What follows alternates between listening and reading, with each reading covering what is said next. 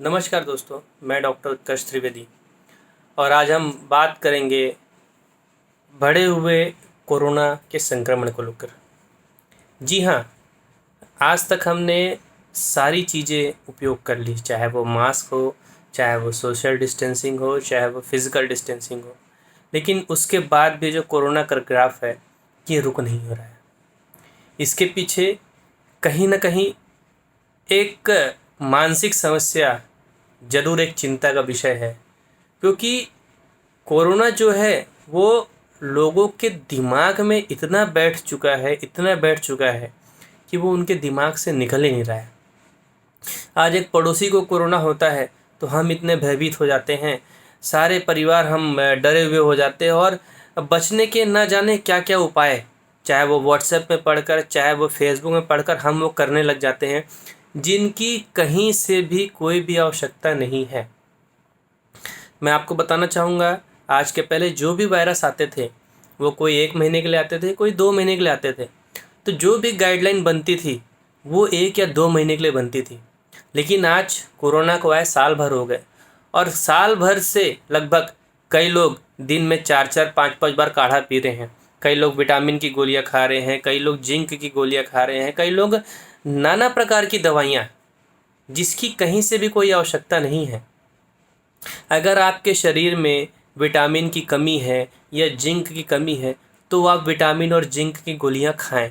लेकिन अगर आपके शरीर में विटामिन और जिंक की पर्याप्त मात्रा में उपलब्ध है और उसके बाद अगर आप उसका सेवन करते हैं और वो कहीं ना कहीं अगर आपके बॉडी में बढ़ जाती है तो भी वो नाना प्रकार के दर्द आपके शरीर में क्रिएट कर सकती है और लीवर और किडनी की प्रॉब्लम भी हो सकती है। इसी प्रकार काढ़ा का सेवन अगर आप ज़रूरत से ज़्यादा करते हैं तो काढ़ा भी गर्म रहता है और जिनको डाइजेशन की प्रॉब्लम रहती है उनके लिए नुकसानदेह भी हो सकता है। और अत्यधिक गर्माहट जब हमारे शरीर में आती है तो विभिन्न प्रकार के हमको एलर्जिक रिएक्शंस, बुखार, इस टाइप की तकलीफ़ें भी हमको आ सकती हैं। तो हमें नियमित रूप से इसके सेवन से भी बचना है। उसके बाद हम आ जाते हैं, कई ऐसे ट्रीटमेंट है जैसे जो व्हाट्सएप में चल रहा है कि ये दवाइयाँ खाएं, ये दवाइयाँ 3 दिन खाएं, ये दवाई 5 दिन खाएं। हमें इस प्रकार की दवाइयों का सेवन बिल्कुल भी नहीं करना है जब तक आप अपने डॉक्टर से संपर्क न करें, क्योंकि आपको जो चिकित्सक है वो आपको जानता है, वो आपको समझता है और आपकी बॉडी की कैपेसिटी क्या है उसको समझ के वो आपकी दवाइयाँ और आपकी डोज डिसाइड करता है। जैसे हमारे आप होम्योपैथी में ही आएंगे तो हमारे होम्योपैथी का मूल सिद्धांत है, होम्यो मतलब सिमिलर, पैथी मतलब सफरिंग। तो मतलब आपके पीड़ा के समानता के हिसाब से जो भी सिम्टम्स रहते हैं उनके अकॉर्डिंग जो दवाइयाँ निकल के आती हम वो आपको देते हैं, जिसको हम मोस्ट सिमिलिमम बोलते हैं। तो उसी प्रकार अगर आप कोई भी चीज़ें जो आपको बीमारी से बचा रही हैं, अगर उन्हीं का चीज़ें आप अत्यधिक सेवन करेंगे तो वो चीज़ें आपको बीमारी दे भी सकती हैं। तो मेरा आप सभी से यही अनुरोध है कि किसी भी चीज़ को ज़रूरत से ज़्यादा उपयोग न करें। मास्क का उपयोग भी जितना ज़रूरत हो आप उतना करें, क्योंकि ज़्यादातर मास्क का उपयोग भी आपको सफोकेशन प्रदान कर सकता है। अगर आप अकेले ड्राइविंग कर रहे हैं, अकेले घर में बैठे हैं, कहीं भी अकेले जगह पर हैं, तो वहाँ पर आपको मास्क की आवश्यकता नहीं है, क्योंकि जब मास्क से हम फ्रेश ऑक्सीजन लेते हैं और ख़राब छोड़ते हैं तो वो वापस टकरा के हमारे बॉडी के अंदर ही जा रहा है और कहीं ना कहीं वो सफोकेशन भी क्रिएट करता है, जिससे सांस की तकलीफ़ें और बढ़ रही हैं। आज आप देखते होंगे मूलतः कोरोना में डेथ का कॉज ब्रेथलेसनेस लिख के आता है, सांस की कमी, ऑक्सीजन की कमी। तो सडन हार्ट अटैक में भी यही पोजीशन आती है जब आपकी बॉडी को ऑक्सीजन सप्लाई नहीं मिल पाती।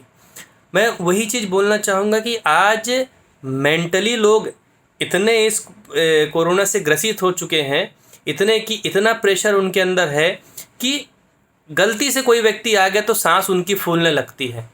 और ये कहीं कहीं जो मानसिक रूप से घबराहट, मानसिक रूप से बेचैनी, ये आपको कोरोना से ज़्यादा परेशान कर रही है और यही एक कारण है कि जिससे आपकी सांस ज़्यादा फूलने लग जा रही है। क्योंकि वही कोरोना है जो पॉजिटिव माइंड वाले लोग हैं, जो निडर लोग हैं, वो उस कोरोना से जीत के जंग वापस आ रहे हैं। कोई 2 दिन में ठीक हो रहा है, कोई 4 दिन में ठीक हो रहा है, कोई 6 दिन में ठीक हो रहा है। लेकिन जो डरे हुए लोग हैं, जो नेगेटिव थिंकिंग है, वो उसी में डिप्रेशन में जा रहे हैं और तनावग्रस्त होकर उनकी मौत भी हो रही, क्योंकि वो अकेलापन, डिप्रेशन, ये सब चीज़ें सहन नहीं कर पा रहे हैं।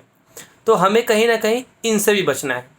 अब हम बात करते हैं एसिम्टोमेटिक, मतलब जिनमें लक्षण नहीं होते। आज क्या होता है कि लोगों को इतना डर है कि हमारा बुखार चेक होगा तो हमको बाहर भगा देंगे।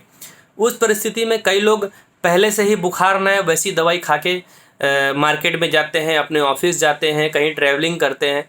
तो ऐसे लोग क्या करते हैं, जो अपनी बॉडी की वाइटलिटी है वो ज़बरदस्ती दवाई खा के उसको डाउन कर लेते हैं। इसीलिए क्या होता है कि कोरोना आपकी बॉडी में आता तो है लेकिन वो लक्षण नहीं दे पाता है, और ऐसे लोग ही संक्रमण फैलाने के ज़्यादा कारण है, जिसको हम एसिम्टोमेटिक बोलते हैं। जैसे कि आपको अपना कोई सामान एक घर से दूसरे घर में ट्रांसफ़र करना है, तो एक घर हुआ डोनर, जो ट्रक है आपका वो कैरियर हुआ, और जो दूसरे घर में हमने दान किया वो एक्सेप्टर हुआ। मतलब ट्रक जो था वो सिर्फ एक माध्यम का काम था एक घर से दूसरे घर में ट्रांसफ़र करने का। उसी प्रकार ये जो एसिम्टोमेटिक लोग हैं, ये कोरोना ट्रांसफ़र करने का ज़्यादा माध्यम है, क्योंकि ये एक शरीर से संक्रमण लेते हैं और अपने शरीर में रखते हैं, फिर दूसरे को ट्रांसफ़र कर देते हैं, क्योंकि इनके अंदर कोई सिम्टम्स नहीं रहता। और दूसरा आदमी जिसकी बॉडी की वाइटलिटी कम होती है और जो थोड़ा डिप्रेसिव रहता है या जो थोड़ा डरा हुआ रहता है मानसिक रूप से, उसके अंदर संक्रमण तेज़ी से फैलना शुरू हो जाता है।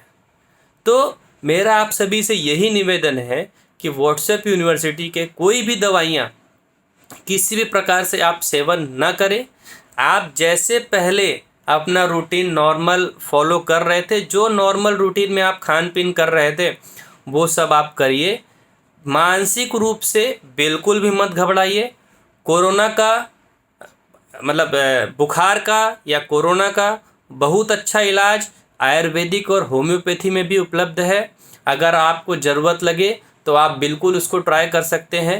एलोपैथी के डॉक्टर, चिकित्सक अपनी मेहनत कर रहे हैं, बहुत अच्छा रिजल्ट कर रहे हैं, दिन रात लगे हुए हैं। लेकिन हमें हॉस्पिटल पहुंचने में देर ना हो, हमें ऐसा काम नहीं करना है।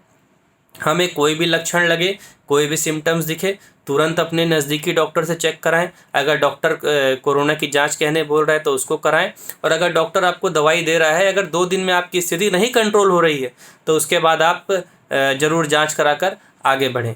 तो मेरा आप सभी से इस वीडियो के माध्यम से यही है कि सबसे पहले आप मानसिक रूप से मजबूत रहें। दूसरा, आप किसी भी प्रकार की व्यर्थ की कोई भी दवाइयाँ, कोई भी काढ़ा, गर्म पानी, इन सब चीज़ों का सेवन ज़रूरत से ज़्यादा ना करें, क्योंकि आपकी बॉडी है जिसको ठंडे की भी आवश्यकता है, जिसको गर्म की भी आवश्यकता है। हर चीज़ की आवश्यकता हमारी बॉडी को होती है, और हम सिर्फ गर्म ही गर्म लेंगे तो हमारे कई बॉडी की जो सेल्स रहते हैं, कई ऑर्गन रहते हैं, वो भी डैमेज होंगे। सिर्फ ठंडा ही ठंडा लेंगे तो भी उनमें डैमेज होने की संभावनाएं ज़्यादा रहती है। बॉडी को आप हर परिस्थिति के अनुकूल बनाइए ताकि बॉडी आपकी सब कुछ झेल सके। जिनकी बॉडी हर परिस्थिति के अनुकूल नहीं है वही ये बैक्टीरियल इन्फेक्शन, वायरल इन्फेक्शन, इन सब चीज़ों से ज़्यादा ग्रसित होते हैं। अब जैसा कि आप बात कर रहे हैं इम्यूनिटी की, इम्यूनिटी सिर्फ खाने पीने से नहीं होती। इम्यूनिटी आपकी इंटरनल इम्यूनिटी कितनी स्ट्रांग है, अंदरूनी रूप से आप कितने स्ट्रांग है, मन से और मस्तिष्क से जितना आप मजबूत रहेंगे उतना ही आपका शरीर मजबूत रहेगा। मैं हर बार बोलता हूँ, कोई भी भय सबसे पहले मन में आता है, फिर दिमाग उसको सोचने लगता है कंटिन्यूशन में, और जब कंटिन्यूशन में आपका मेंटली प्रेशर दिमाग में पड़ता है तो शारीरिक रूप से आपका शरीर प्रभावित होने लगता है। इसी प्रकार कोई व्यक्ति जब पॉजिटिव पाता है तो हमारे मन में डर होता है, फिर कंटिन्यूशन में हम दिमाग से सोचते हैं कि मैं तो गया था, मैं तो मिला था, मैं तो छुआ था, मैं तो हाथ लगाया था, और जब वो मेंटली टेंशन आपके माइंड में बैठता है तो शारीरिक रूप से आप प्रभावित होना शुरू हो जाते हैं और बॉडी आपकी डिक्लाइन स्टेज में जाना शुरू हो जाती है। और उसी को अगर मान लो आप इग्नोर कर देते हो कि मुझे कोई फ़र्क नहीं पड़ता, मुझे कोई तनाव टेंशन नहीं, जो पॉजिटिव थिंकिंग वाले रहते हैं, तो संपर्क में आने के बाद भी वैसे लोग को कुछ नहीं होता है। तो मेरा आपसे यही निवेदन है कि सावधान रहें, सतर्क रहें, मानसिक रूप से मजबूत रहें, और व्यर्थ की कोई भी दवाइयों का किसी भी प्रकार से सेवन ना करें। नेचुरल ज़िंदगी जिएं, अपनी ज़िंदगी को एंजॉय करें। धन्यवाद।